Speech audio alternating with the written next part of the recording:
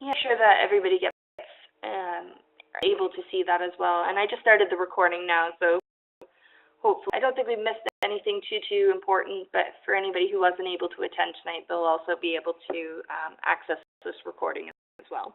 Okay. Perfect. All right. Perfect. So I'm just going to mute you for a few more minutes, and if you have anything, feel free to click your microphone symbol on. Perfect. All right. A couple things that we'll be looking for, I'll get back into this at the end of the session as well.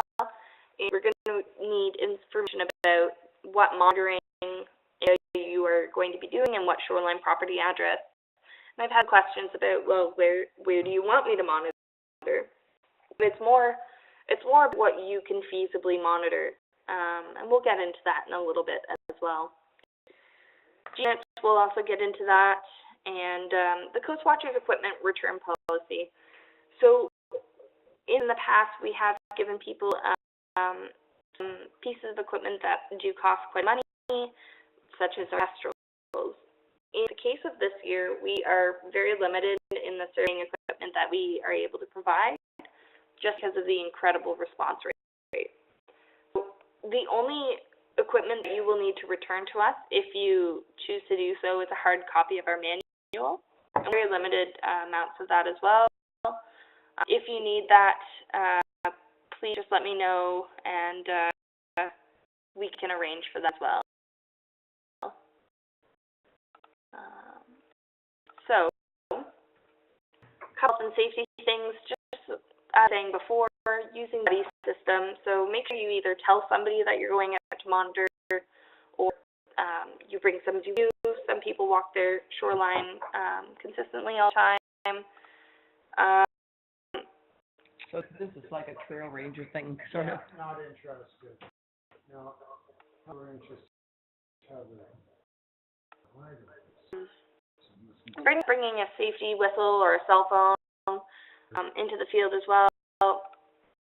Please monitor during a thunderstorm or any kind of inclement weather. I think we've got somebody who's in background noise. I'm just gonna and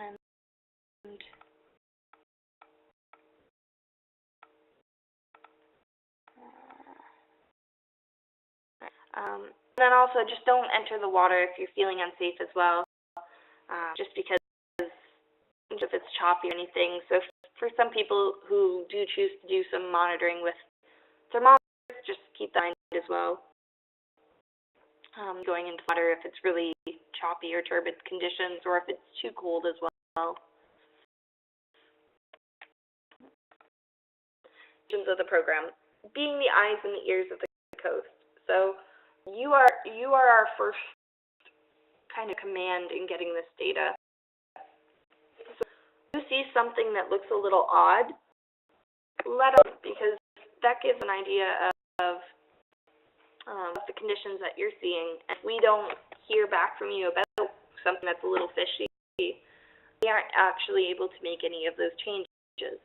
So the data that's been collected through the Coast Watchers program has allowed us to make really great changes in local communities. For example, an algal bloom was reported a few years back by one of our Coast Watchers. It wasn't reported upstream or downstream in the lake, and the MOECC, so the Ministry of Environment and Climate Change, actually was able to look into this and found a leaking septic tank.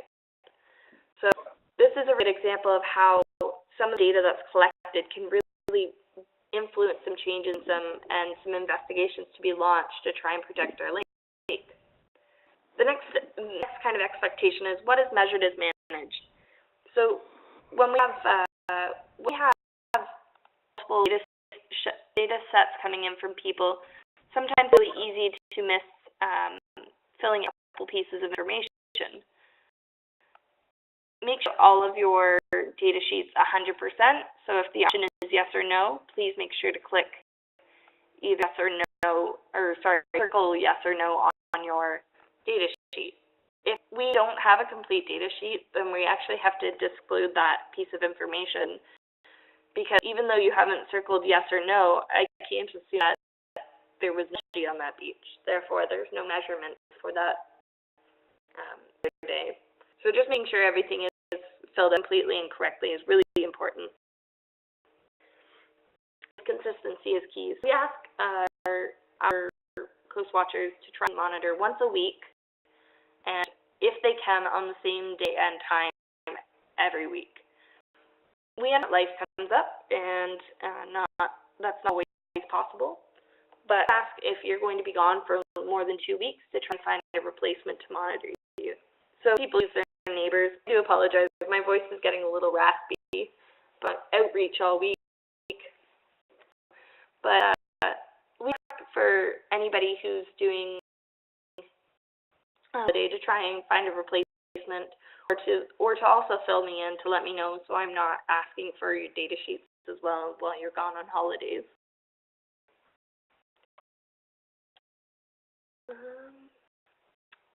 So when submitting data, it depends if you're doing it with access to a computer or without access to a computer. So we have a couple of coast watchers that have decided that they don't want to submit their field sheets digitally. Okay, we just ask that field sheets are still mailed to the Coastal Center once a month. So 4 sheets every month coming to us, 1 for each week. If to a computer, though, you should get or if you haven't already, a digital Excel spreadsheet that can be opened either through Gmail account, or it can be opened if you have an Excel spreadsheet software on your computer. And we can talk about that if you're having a hard time opening that and accessing it as well. But we ask that you fill out 4 entering sessions on each sheet and say that with the month and your last name and the month and your coast watcher number as the name of that file. And I will be sending this out in an email, so if you haven't quite gotten all that information, no need to panic. And all that information comes to me by the 5th of each month. And our data sheets have different types of information that we'll go through, but once again, just kind of reiterating that we really need to see that every section is filled in. So, for example, with the mortality event section, if you see any birds on the beach, don't blank, write down no, and that's me that you saw no dead birds. And a lot of these metrics that we're looking for might be no, but it's still really important to circle no. So things that we monitor, and for the people who are on the webinar, most of you will only be looking at our qualitative metrics. So looking at our human activities, hopefully they're on. Our human activities, the monitoring, increased algae, dead fish and wildlife species at risk, as well as any plastic pollution. We have an additional component this year that we implemented called the Microplastic Awareness Project that I'll speak a little bit in a few minutes about, but we fill our volunteers for that for this year, and we will hopefully be able to do this again next year, funding dependent, of course. For the environmental conditions, with the exception of visibility, most of them won't be measured by people participating in this webinar, because we have load of our Kestrel measuring devices for the year. So, and that's something that we're looking to acquire for next year, hopefully getting Kestrels to every single person in this program. 2 in your kit, though, are scale and the compass rose. So they put it in your digital copy, and I encourage everybody to try and print this out and bring this with them, because they're really incredible tools that can be used out in the field. So your compass is more of it to anybody who's putting your data at the end of the day than anything. So when you're looking at what direction waves are coming in from the horizon line, so if you're standing on the edge of a beach and you're looking out towards your horizon line, you want to be able to tell what direction the waves are coming in. This is one of the pieces of information that we measure for. So I will choose to use a smartphone device that has a compass ability. Most local dollar stores, you can pick up a small compass device, and that'll look fine. It'll give you a direction of north, east, south, west, which is great. However, measure everything in metric of degrees. So your rows will be able to help you figure out what degree to actually write down in your data sheet. So, for example, we were looking off the coast of Huron at a westerly direction. Maybe it was coming straight in from the horizon, and you had westerly coming with waves. You would run 270 degrees on your data sheet and follow for any direction as well. With the scale, it's 8 different types of descriptive factors to try and identify a number on the Beaufort scale. That number will correspond with the waves and the intensity of talking about how turbid it is. For example, we're not ever going to see a level 11 Beaufort scale on our Great Lakes usually. More typically, we've seen a 8 having some very, very high waves, up to a 9 on Lake Superior. But typically, you'll see things from a level 3 to a 6, and those are typical. So you can use a bunch of different descriptors here. For example, lake operations. You can look out and get an idea. Oh, there's a couple of white caps. It's also a little bit breezy. You kind of an idea right there of what range you're looking at for a number without even looking at the wind velocity or the height of the waves. All, of course, very subjective, but it does give us a pretty good indication, because on the same day of monitoring in Sarnia, you might have very different conditions up here in Goderich.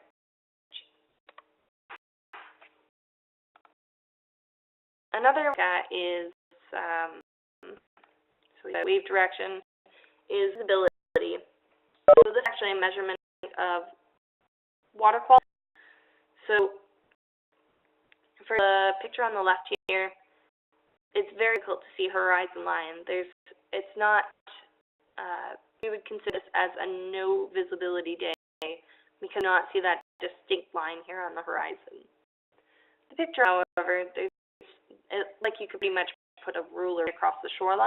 This would be high visibility day, and that would be what you pull on your data sheet is a yes. Max mortality, another one that we look at, and to see a number of dead fish or birds coming up the shoreline throughout the season. But if you see large amounts of dead animals, that's something we do get concerned about, and we do want to report. It would be indicative of a severe problem, and we definitely want to record that so we can look into potential causes. Algae, as I said with the story before of having all of these potential septic bed leakages, that could be something that can influence the amount of algae washing up on your shoreline. So algae events are really important to note as well, and that's something that you actually bring to my attention as well if you're seeing, as well as reporting it on your data sheets. So plastics are something that I wanted to talk a little bit about as it becomes more of a reoccurring issue in our Great Lakes. So what's pictured in the hand here is these tiny little white plastic pellets, and all these nurdles. So nurdles are an ongoing concern for the Great Lakes as well as a global plastic pollution problem that we are seeing infiltrating our lakes and oceans. And what they are pre-manufactured pieces of plastic. So those plastic pieces washed up in Goderich, they've washed up in Carden, further south in Bayfield and Grand Bend as well. We have no idea where they're coming from. There was a derailment in Superior that most people have questioned whether is the original source of it, but it just is easily in a ballast water shipment coming in through one of the tankers from the ocean that picked up a large amount of them. It's really difficult to say, but the best thing that we do is we want to start monitoring for it. So try out for them. They are quite small, and they're scattered usually in the strand lines of your beach. So keep an eye and let me know if you, and there is a part on your data sheets to mark that down as well. Also a section for human activities. So structures on the beach. Are there people playing on the beach or in the water? Is there evidence of people driving on the beach? These are all things that we want to note. I had at one of my sessions last week was, well, what if I'm looking across the lake and I see people playing on the opposite shoreline? I record that on my data sheet. The answer would be no. Only be recording any human activity. My safe rule is if it's a vessel in the water and it has the potential to have a wake coming into your part of the shoreline, count that as human activity in the water close to your shoreline. If it's this teeny tiny little sailboat out in the distance, I would not record that as something in your monitoring survey for that day, just because it probably has very low potential for impacting that shoreline. So measurements that we look at are species at risk. We're always interested in trying to get pictures of these species, and that's just because there's such a high margin of error when people are identifying them. For example, the butterfly in the picture in the middle is every favorite is the monarch butterfly. There's a very similar species to the monarch butterfly called a viceroy, and the differences between the two are minimal, and it's most commonly identified species. One of them is a species at risk, whereas the other one is a very common species. So by providing us with photos, we're able to help us support these observations of species at risk, so when we submit them, we can verify them with a specialist. It looks really great for monitoring activities to have evidence to back up in an area, especially if it's somewhere that wasn't observed originally. 6 is one that we are implementing this year. As I had mentioned earlier, we have found our 50 volunteers for this year. However, it doesn't mean that we won't be running this event again next year. What we're doing with this program is actually having people take a 1-liter water bottle out to their shoreline and collect a water sample, just the top part. This will give kind of an idea of whether or not we have plastics floating on the surface or not. So you look at all 100 of these 1-liter water bottle samples and analyze them for microscopic pieces of plastic. Pieces of plastic can come from a number of places. Microfibers are pieces of clothing, so any kind of fabric that you wash in a washing machine will spread fibers. Microbeads have recently been banned in cosmetics, but the example of a microplastic. We also have fragments, foams, and films that break off of larger pieces of material as well. And they have an impact on our wildlife as well as just general water quality. So it's something that we are looking to try and learn more about. And by implementing this study, we're hoping to try and have better insight on how it's affecting different ecosystems along our shoreline. So, as Coast Watcher, we're looking for you to collect data only once a week, and looks like I've gotten the wrong version of here. We can about sections of the beach that are available in the follow-up email that I will be sending around to everybody, hopefully tomorrow. I want everybody to submit their data to me at the Coastal Center at least once a month. So at the end of each month, I would like to see everybody's data sheets. And if I haven't received it, I will send a friendly email just reminding you that your data sheets are due. Like that, if you're going off on vacation, don't fret about it or anything. Just give me a heads up so that I'm not sending you emails pestering you while you're on your family vacation and enjoying some sunshine. Photos. We love to see photos, and if you're able to take more, send them over to me as well. And if you're taking less, that's okay too. Do what you're able to do.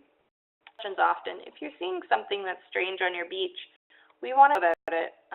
The biggest part of this program is just building communication up with landowners and with all these people across the shoreline, and it's really incredible some of the stories that we hear from people, as well as just getting their own connection of people that have grown up sometimes along the shores, and they sometimes have more insight than on certain topics, and that's really important for us to know going forward and doing scientific research in these ecosystems. So a couple need from you. I've attended the webinar only, so you have done an in-person training session. That will be less relevant to you. But any who's attending the webinar right now and requires a kit to be sent to them, I need your mailing address. You can just send that to me by email, and we're hoping to send out kits next week. So as soon as you can, please try to get me that mailing address. Location on exactly where you're monitoring. So as I said, I would touch base on this. The event that you're looking to monitor is very highly dependent on what you think that you will be monitored feasibly on a weekly basis.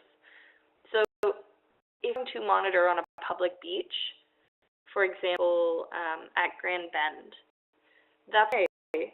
Just make sure that you pick an exact location of where and how much area you want to monitor. So it's really important just because on a busy day in Grand Bend, you could have a couple of thousand people on the beach. And it's probably going to take you a lot longer than the 5 minutes that it takes to usually monitor to try and count a couple thousand people on a beach if that's what you've committed to. So try an area that you could come to at all parts of the season. So this activity goes from May 1st until October 31st. And that timeline can be shortened for people who sometimes do it seasonally or have other extenuating circumstances. Typically, in those busy summer months, you're going to have a lot of activities. So just make sure that you're not overcommitting. And there are directions on exactly how to get the coordinates for monitoring with your Coast Watcher kits that I'll be sending in the mail. And the last thing is the size and location. Size of the monitoring location you're doing and the type of shoreline. So are you on a sandy beach? Are you on a cobblestone beach? Are you at the bottom of a bluff?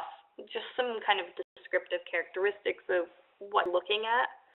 And again, that can be sent with some pictures as well if you're interested in sharing those. That's my kind of quick and dirty introduction to Coast Watchers. And at this time, I'd like to open it up to any questions that people have, and I can go through here and to just unclick the microphone. You're more than welcome to.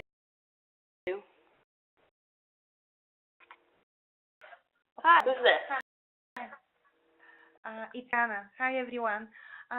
It was excellent. Thank you very much. It was very informative. I just want to ask you when we supposed to start. Are we starting this month or are we starting from the 1st of May? Really good. Yeah, so all the monitoring is going to be off on May 1st. That's of course dependent on if you're able to get your kits by 1st as well, because they're looking at a 2-week crunch. So I'm hoping to get those mailed out next week. once you receive those, anytime after May 1st, we can kick off. So I'm not expecting to get everybody's data on the 5th of May because you may have only monitored once. So carry over to the expectation of the 5th of June being the first kind of round of submissions for this program. This is Colleen Snow. Hi, Colleen. This is very interesting. I'm really eager to start this program. We live on the water in Wyerton here, and I just want to know how far back as far as observation goes.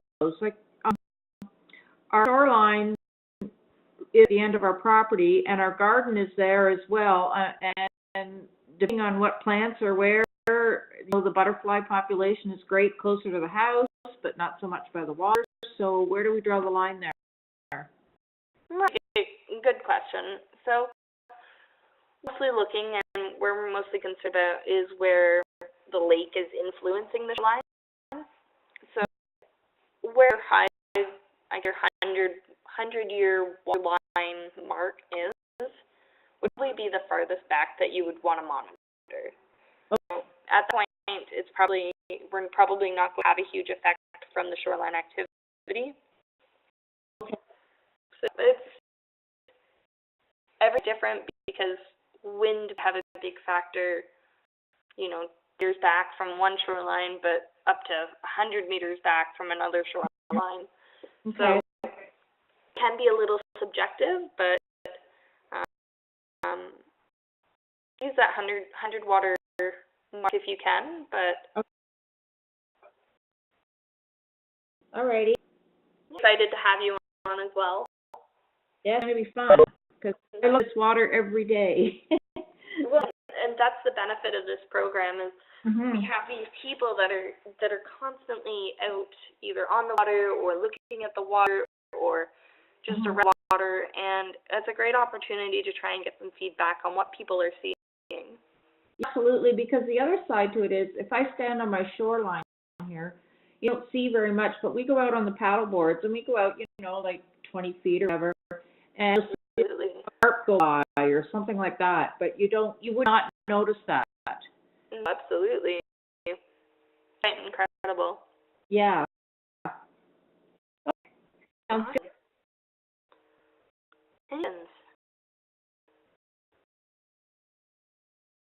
No. Alrighty. Well, with that, Tanisha, I Yeah. forgot again. Sorry, just to okay.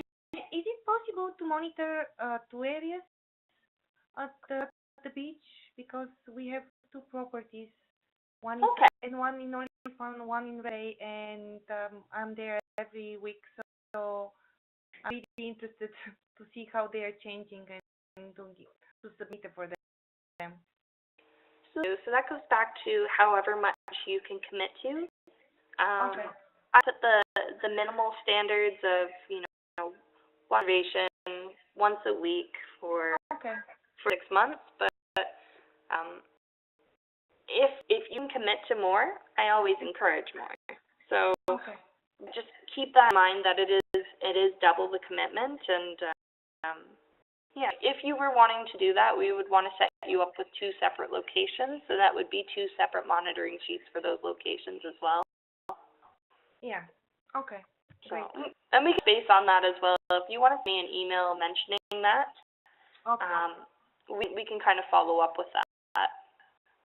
Sure. Thank you very much. Well, if no other questions, I'm going to end our webinar there.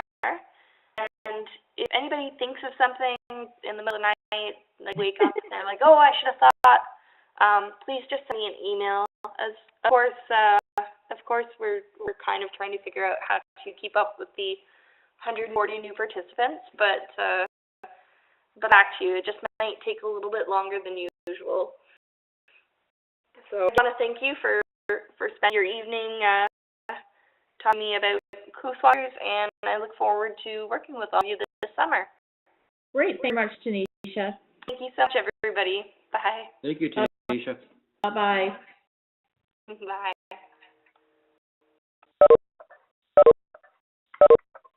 Thank you.